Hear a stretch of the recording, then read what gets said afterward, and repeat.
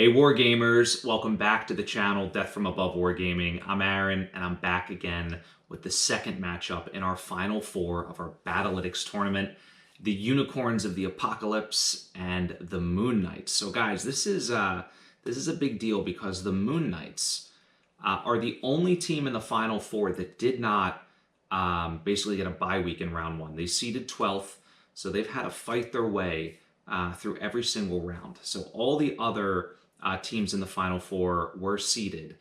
So this is an exciting one. Will the Moon Knights be able to knock off the Unicorns of the Apocalypse? Both of these teams are strong. They have really good lances. So excited to see how they do. So guys, stay tuned. It is all coming right at you.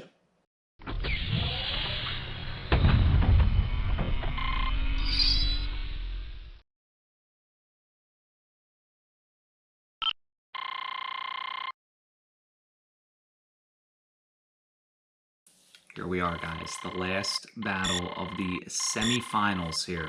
So the winner of this battle goes on to face the implacable Thunder Rolls, seemingly unstoppable here, although they almost lost the last one, so definitely beatable. But both of these teams here, very, very good. The Unicorns of the Apocalypse faced Valhalla's Vanguard in round two. They seeded, let me take a look, they seeded 8th, so they just barely made it in a round one bye. But they defeated Valhalla's Vanguard. They defeated Rocker's Rangers, and now they are here in the semifinals. Meanwhile, on the other side of the fence, the Moon Knights, they had to work their way through, 3 different rounds basically, as they did not seed high enough to get a bye round. Like I said, they seeded 12th. So anyway, Unicorns of the Apocalypse, these guys fighting for Wolf's Dragoons, very cool. So really neat lance composition here. And this was one of the, I think the only lance to field a Centurion, which, one of my favorite mediums of all time. Lots of great mechs here. So let's talk through them. So the first one here is a Marauder 3R. I love this mech in Alpha Strike. Direct fire roll, skill 3 veteran. This mech is well costed. It's got good damage at long and medium. It's got an overheat value of 1.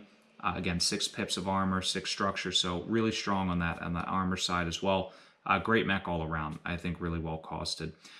Next, we've got a Rifleman in a direct fire role. So I got 2 mechs here in direct fire. This is also skill 3.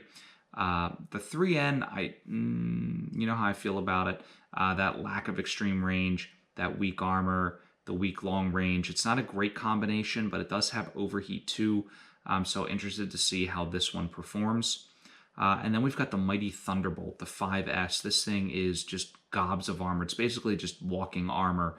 It's got decent damage, 331 on the damage profile, so pretty good, with an overheat value of 1. So it can smack people for 4 damage at medium. That's it's definitely nothing to be ignored, and it is positioned well, I think, in a Vanguard role. So this thing will just be marching up the middle, soaking fire. And right next to him is going to be my buddy, the Centurion CN9A. Love this mech in Classic. Love this mech in Alpha Strike even more because it blows up a lot less from ammo explosions, but that's a different story. So this one, I think, really solid. 3 damage at medium, 1 at long. It's well costed. This one's also in a veteran level skill, so I think it'll be able to deal some damage, a little bit of early game damage at long, and then should come into its own at medium if it survives. So this lance pegged right at 150 points. In terms of the key force markers, everything is about average. The damage output just slightly over that 3 mark. Armor looking good, structure looking good. I mean, really, this is like your average lance in terms of those key force markers. I think it's well built. Point value distribution. So the Rifleman, the Centurion, a little bit on the low side. The Marauder, the Thunderbolt, making up more than half of the points, but largely, I think, a very well-balanced lance. So let's take a look at the Moon Knights. So these guys surprised me. I did not think they were going to make it this far. I looked at the lance. I'm not a big fan of the Battlemaster. I saw a lot of skill 4 pilots, and they had 3 rounds to go through. Their second round fight was very, very close, I believe. And then their third round was also a tough one as well. That team mostly harmless. They seeded very, very well.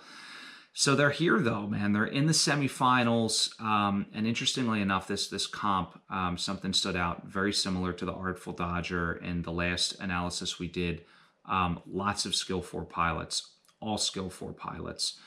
So we've got the Battle Master. That's in a Vanguard role. Pretty decent here. Again, I don't like it because it costs a lot and it doesn't have strong long-range damage. Kevin actually used one recently in a battle report and was like griping about it. I feel the same way. They're just tough, but they are very tough. Very, very tough. And a Vanguard role is where you want this mech. He also managed to fit an Awesome in. Now, this thing is in a second line role. I'm not sure how I feel about that. The Awesome's going to play it a little bit more casual early in the game, but it does have 2 points at extreme, so it very well, could do some, some damage from the backfield and then close in late game and just mop everything up. So we'll see. The Warhammer 6D, this is like Thunder Roll secret sauce here, but this one is skill 4, but still that mech is just, I think, one of the best mechs. Like that Marauder. I love the Marauder too, but this one really, really solid. And then lastly, a Thunderbolt 5 SS. So in the prior lance, we just had the TDR 5S. This is a TDR 5 SS. Now I'm just looking at my notes here. So the Warhammer in a Vanguard role, the TDR in a Strike role. I think that's good. I think, what you're going to see is you're going to see the Thunderbolt deployed a little bit out on the flank, closing in very fast. Meanwhile, the Warhammer and that Battle Master kind of soaking up fire from the center. So we'll see what happens. Let's look at some key force markers. What jumps out? Again, we've got another one of these lances with bad skill, but really good armor. In fact, this lance has more armor, if I'm not mistaken. It does, on average, than the Artful Dodger. I think the Artful Dodger was at 7. This thing is at like 7.5. Ridiculous amounts of structure. 6 pips on average. Really, really good. And then the speed, not bad. I mean, only the Awesome is under a 4. There's really nothing fast here, so they're going to have trouble with movement. The Thunderbolt out on the flank, depending on how other mechs deploy on the Unicorns team, it could have trouble closing on those mechs, but we'll see. In terms of the point value distribution, so what you'll see here is, and I know that the graph is a little bit misleading, they're all within a few percentage points of each other, right? The TDR at the low end, the Battle Master at the high end, but everything is within 3%, a few PV, right? 5 PV of each other. So I think that's a well-balanced distribution here on this side. So let's dive in.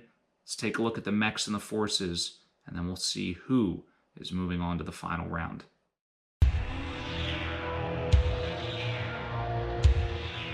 All right, here we are, Unicorns of the Apocalypse, guys. All right, so let's take a look at the rated versus actual damage.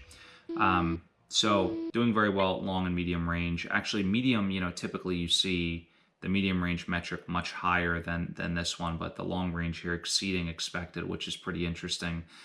Probably a byproduct of the roles that the mechs are placed in. If we look at the battle metrics, the Unicorns dealing 55% of the damage, 44% taken. So they are handedly out damaging by a margin of 5%, which is substantial. They're out damaging the Moon Knights. So damage isn't always everything, though. Survivability is important too. So we'll dive into all of that and see. But so far, this lands at a 36.2%, blended survivability across the mechs. Average range at 11.4. They're dealing 37.9 points of damage on average across all 10 turns. That's very high. That's really, really good. That's up there in terms of the record book for the tournament. And then 30.9 points of damage taken. So that's a lot of damage too. That is slightly, I think, above average. I think the average damage is somewhere in the 29 range, but this is 30.9 taken is a substantial amount, something to scoff at. Critical hits on both teams very similar. So 6.9 dealt, 6.7 taken. That's the inverse of what we'll see on the Moon Knights. And then in terms of efficiency, it's sort of all over the board. So that Mad 3R and the TDR 5S doing very well, almost up at that 150% mark. Meanwhile, the Rifleman underperforming, not surprising. Any Rifleman 3N in this tournament, I was just having this conversation with someone the other night who had one in their lance. It's just, they don't do well. They don't have enough armor. I mean, you need the 4D in my opinion, because you need the extra pip at long, because you got to keep this thing at range. Having 1 point of damage at long and nothing at extreme, it's no good. And even if you don't play with the extreme range optional rule, just having 1 at long is like garbage. And this thing can't close, because if 5 points of damage, you're taking structure. If you play with force withdrawal 6, it's running away. So, I don't know. Not surprised there. Centurion held its own. Where is that at? Like 80% mark, 83%. I'll take that. And that's what, kind of what your mainline medium is supposed to do. So middle of the screen here, let's take a look at the at what we got going on. So the first thing I noticed is the Moon Knights very spread out. Their formation, almost every time they deployed, you would see that sort of spread out formation, that spread out deployment. But they converge very quickly. They sort of trap the enemy in. Meanwhile, on the Unicorn side, that TDR getting in quick, the CN9 getting in, dying pretty quick. The Marauder doing what the Marauder does, which is, in this particular case, it's keeping it range, it's using its damage. It looks like that Battlemaster was trying to chase it down, but the Marauder, kind of turned and backed away from it. The Rifleman, I don't know what the Rifleman's doing there. Just kind of dancing around, trying to do what it can. I'm interested to see what kind of heat buildup the Rifleman has, because if it's able to overheat, it's able to do some damage, and that's valuable. But we'll see. So anyway, enough blabbering. Let's dive into the mechs. Marauder first. Wow. I mean, this thing did pretty good in terms of the damage to soak ratio. Did 19.2% of the overall damage. There is one mech that did more than it, and it looks like it's on this team, the Thunderbolt. But this thing really, really did well. Only took 7% of the damage, outperformed the damage curve, and survived more than any other mech on this lance, right? 83.3% survivability. And again, you see in the center there, the radar, right? You see how this thing is using its range intelligently, and that's why the survivability is so high, and it's able to stay in and deal damage all the way through to turn 10. And it's that consistent, flat delivery of damage, right? Turn over turn, you're doing damage. That's really key. So overall, 13.2 damage dealt, 4.8 taken, did 2.6 crit, only took 0.8. So it's on average not even taking, a full critical hit in a game, which is pretty good. Like 4 out of 5 games it takes a crit. So efficiency analysis, 137.3%. That's fantastic. Really, really great numbers there for this Marauder. The Rifleman, lackluster, kind of gets in there, starts doing, and you can see the gold under the red there. It's just not able to do damage at range. Early game, it's not doing anything. It doesn't start doing damage until turn 4. It does get its opportunities to overheat turn 6, turn 7, but largely this thing is dead by then. It only survives 6.9% of the games, and you can see that armor degradation by turn 6, turn 7. It's already taking critical hits. It's already in structure. So this thing gets primed up. It gets taken out pretty quick. It only dealt 6.2% of the damage. That's abysmal.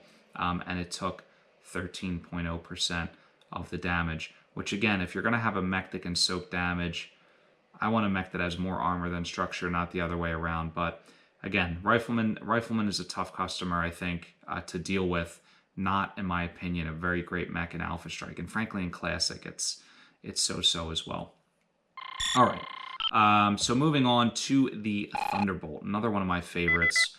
Just tough as nails, just really bread and butter type of heavy mech. 20.2% of the damage dealt by this mech, took 12.9%, so that's great. The efficiency score extremely high, and you can see why. This thing is outperforming across the board. It's outperforming the average. It's doing more damage than it's taking, basically on almost every turn except for maybe around turn 8.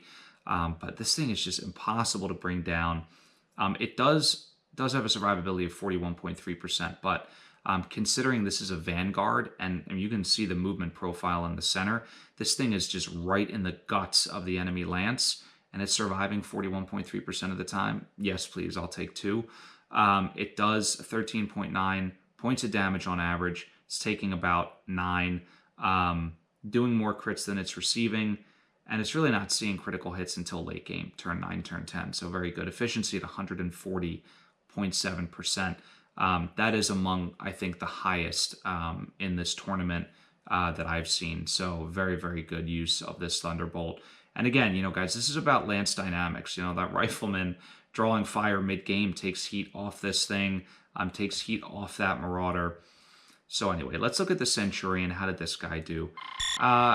Slightly better than the Rifleman. It's doing 9.4% of the damage. It's taking 12.1. It's surviving 13.2% of the time. So again, just slightly better than that Rifleman. It is the worst survivor of all of the mechs. It is primed up pretty heavily in turn 4. It's a Vanguard mech. You're going to expect that to happen. I like the mech's armor profile. A 5/4 is pretty solid. You got to eat through a substantial amount of armor before you get to the structure. But still crits come on around turn 5, a little maybe late in turn 4. How did this thing do? I would say it probably did its job. I would have preferred a little bit more damage out of this thing. And I don't know how you would do that, to be quite honest, because if you put it in a strike roll, frankly, that Thunderbolt might have died too early, or that might have sprung another mech free to go after that Marauder. So at the end of the day, 83.2% efficiency. I think I'll take it. I think this mech, again, is just doing its job, and it is what it is. So anyway, love you, Centurion. Wish you would have did better, but still not bad. All right, so moving on, moving on to the Moon Knights.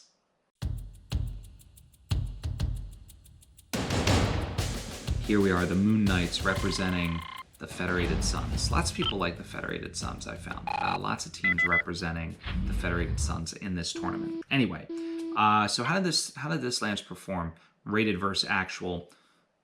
One thing I've noticed about every team in this semifinal round is strong long-range damage.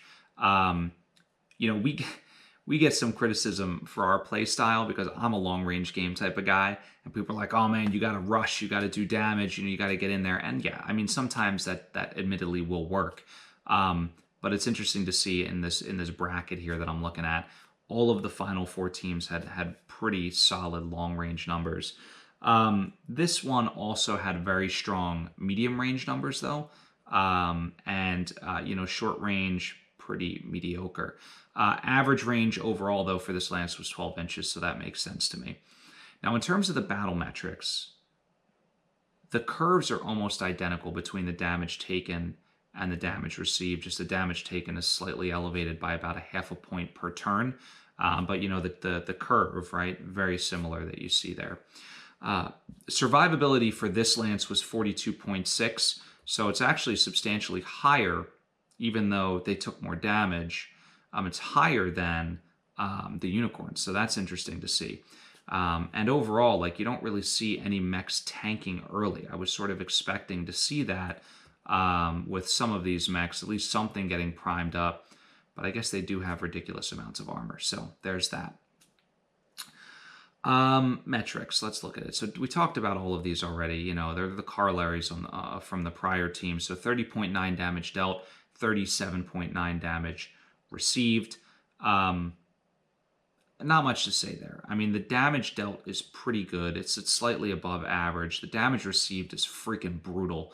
If this lance did not have the amount of armor that it has, I should say, to see that kind of damage output, 37.9 by the unicorns, and a survivability of 42.6, that's pretty interesting. Let's look at movement profile. So again, you've got the Warhammer and the TDR, the Thunderbolt, deployed out wide. The Awesome and the Battlemaster, your big meaty guys, deployed in the middle.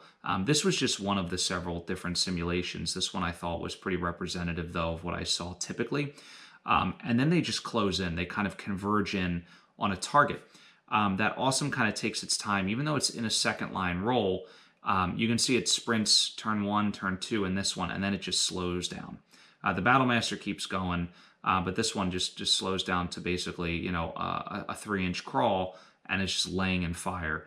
So in terms of efficiency, real quick here, 89.3%. So not terrific. It's not like awful, but it's not terrific. The Awesome exceeding 100%. The Warhammer getting close to it. The Battlemaster and Thunderbolt. I'm surprised to see the Thunderbolt so low because it was such a rock star in the other lance. But let's dive in and take a closer look here. Battlemaster. All right, so what do we got here? Battlemaster's going deep in this particular sim. So this thing is running up the gut, and it's chasing down that Marauder. It is killing as it goes, but it's taking so much more damage than it's able to deal. Why is that? Well, guys, it's garbage for long-range damage. It stinks. I mean, if this thing, you know, had 2 pips at long and 1 at extreme, or, you know, had a damage profile like that Marauder, I mean, could you imagine this thing would be a monster? But such are the vagaries of mech creation and design. You know, somebody decided to put like 42 medium lasers and 2 machine guns on this thing and only 1 PPC. I don't know. Anyway, so again, 10.7% damage dealt, 19% damage received. This thing gets some serious heat. It takes damage like 4 or 5, you know, turn 4 or 5, it really gets primed up.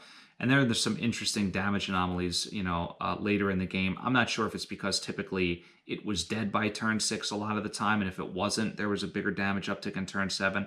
I'm not sure what that dip is at turn 6. I couldn't really explain it, but again, this is like an average of games, 2,500 sims, so it's just the way it shook out.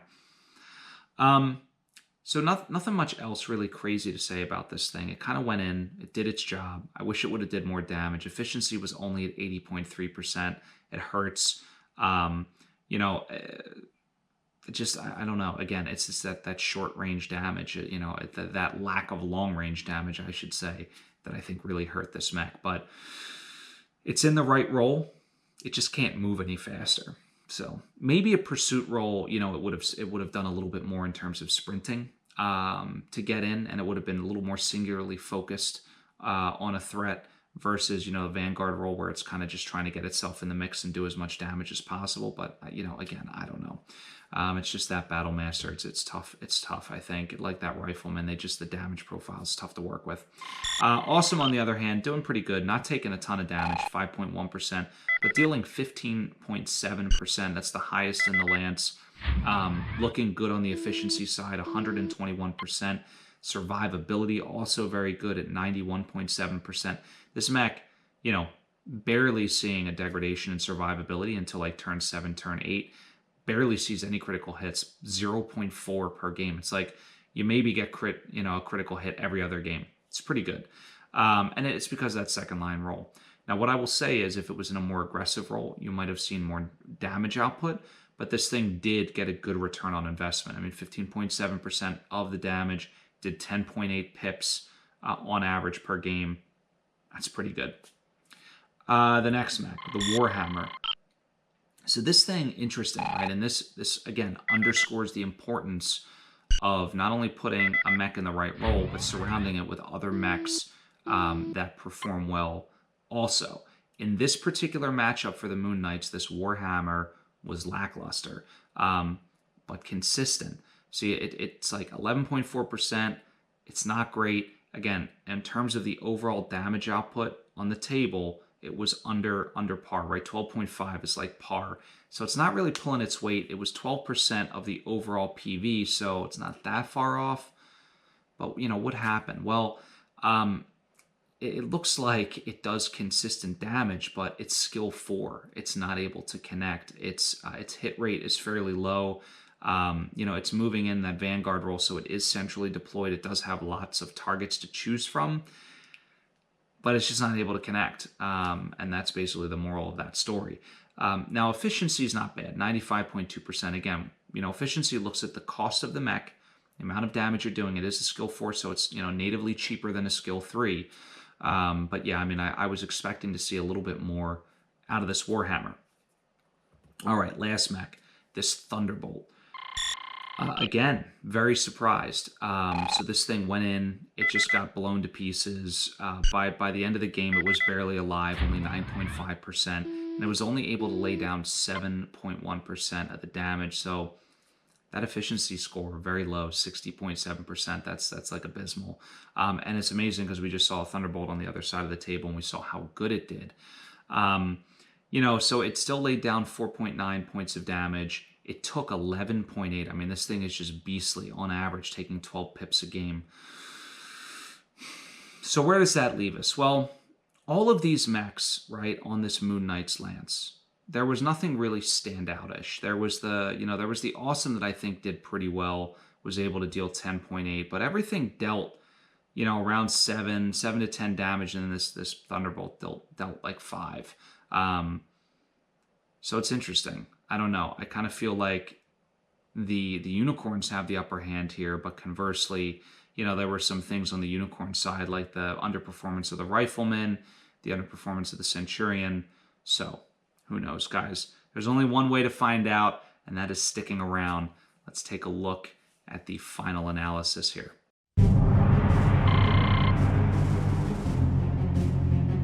What do we got? Well, we've got a team with just ridiculous amounts of armor. We've got a team that has mediocre pilots. We have a team that has a lot more structure than their Op4. And that team is the Moon Knights. The Unicorns, on the other hand, have better skill, about the same damage output. They have much weaker armor, much weaker structure, and they're just marginally faster. So, Battlytics stats. Let's take a look here. Average range was pretty similar, 11.4 and 12. Damage output, we saw the Unicorns putting out 37.9 to the Moon Knights 30.9. Critical hits, very, very close, within 0.2, so, you know, very close there. Now, hit rate is huge. Hit rate. The Unicorns, 67%. The Moon Knights, 53%. Kills, though, check this out. So the Unicorns only at 2 kills per game. The Moon Knights at 2.8. So this reminds me of the prior one we looked at with Thunder Rolls and the Artful Dodger, where Thunder Rolls only had 1.5 kills a game. So interesting. All right. Survivability. So the one thing that we saw with the Moon Knights is a much higher, you know, blended survivability, and you can see that both in the pie or the, you know, the donut chart and also the curve itself. They're living longer. But then efficiency, 105.4 to 89.3. So the Unicorns also more efficient here. So what's going to win out, guys? More damage, more armor, more survivability, higher hit rate. It's like one team is geared towards offense, the other team is geared towards just tanking and surviving. Let's see. So I had to dive into this one really, really deep. In fact, so deep that I started creating like totally new charts and graphs to understand what was happening. So here's what we got. The Moon Knights, guys. The Moon Knights managed to pull this out. 58.8% of the wins went to the Moon Knights. 41.0% of the wins went to the Unicorns, and 0.2% were draws. So this kind of blew my mind a little bit. Now, you do have the higher survivability, you do have higher kills per game, but the damage was so much different. I really wanted to dive into this. So let's take a deeper look. This is all damage received. This is all soak, right? I wanted to just compare apples to apples. So not damage dealt, but again, they're corollaries of each other. So the lighter color, red, is Force 1, which is our Unicorns. The darker red is Force 2, which is our Moon Knights. So again, this is damage received. So the solid line is raw damage received. So let's just to talk you through this. So this is a curve over the 10 turns of the damage received, and you can see the separation starting at turn 4 and getting wider and wider slightly all the way to turn 10. So what this shows you, Force 2, the red line, the darker red line, taking more damage. That means Force 1's dealing more damage, and that gap just grows turn over turn.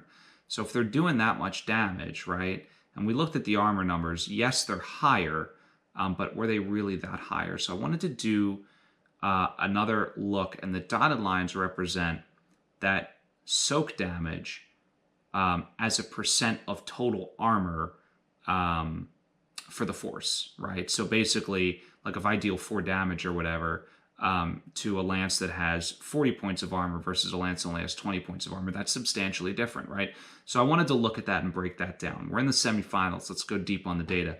So what you see is those lines actually flip-flop. So early in the game, right, and I don't know, you can see it with the resolution on your phones or whatever you're watching, but early in the game around turn 4, right, the lighter dashed line there, which is, again, that's Force 1, that's Unicorns of the Apocalypse. The damage taken as a percent of the total armor is lower. But what you can see is, by turn 6, that whiter line trends above, right? And it's not a huge difference. It's about a 4 or 5% difference between the two lines, but that's substantial enough to show you that even though they're doing more damage, the unicorns are doing more damage, as a percent of the total armor, it's actually less than what they're taking, right? So actually, the Moon Knights, by raw damage numbers, are not, they're not outperforming, but by a percentage of armor, they are outperforming. Hopefully I put your brain in a pretzel there. But said differently, if you just sort of normalize the damage as a percent of armor, the Moon Knights are actually doing more damage than the unicorns. So let that marinate for a minute. So it was pretty interesting to see, and I had to sort of dive deep on this one because I was just curious to kind of understand, because it wasn't like a close one, right? 41 to 58, that's a substantial margin of victory. But these Moon Knights, they're going on, guys. They're moving to the final round to face Thunder Rolls. Now that is, as we've seen, that's tough competition. Now what was interesting, I think, here is in our last semifinal matchup, the Skill 4 team wasn't able to pull it out, but in this one, the Skill 4 team was able to pull it out. So pretty exciting stuff. So congratulations to both teams. Unicorns of the Apocalypse, I think you were a fan favorite. Everybody loved your name. But congratulations to the Moon Knights moving on to the final round. Guys, this is the 12th seed, by the way. I stated this before, the 12th seed against the 7th seed. So this is pretty exciting stuff. So that's all. Guys, I'm done. If you enjoyed this, go click the subscribe button. Really helps out the channel. And of course, if you want to help out the channel more, you can come check us out on Patreon. Link is in the description. I'll flash it up here on the screen. But we basically have 3 tiers. For as little as $1 a month, you can help out the channel. And it does help us out, right? It helped us purchase some new GoPros for our multi-camera angle battle reports. It helps me invest more time and energy into programming things like Battlytics and getting the help when I need to do that. So every little bit helps, guys, and it all gets reinvested here in the channel. So again, $1 a month is the baseline. You can go 5, or if you want to take part in our next Battlytics tournament, the $10 veteran tier is what that takes. And I do think we were talking about it actually on Patreon in the chat. I think we're looking at maybe summertime, maybe late summer, maybe early fall. I have to see what's going on with the Kickstarter and the whole production schedule in general. We have some other great ideas teed up too. But we're definitely going to do another one of these.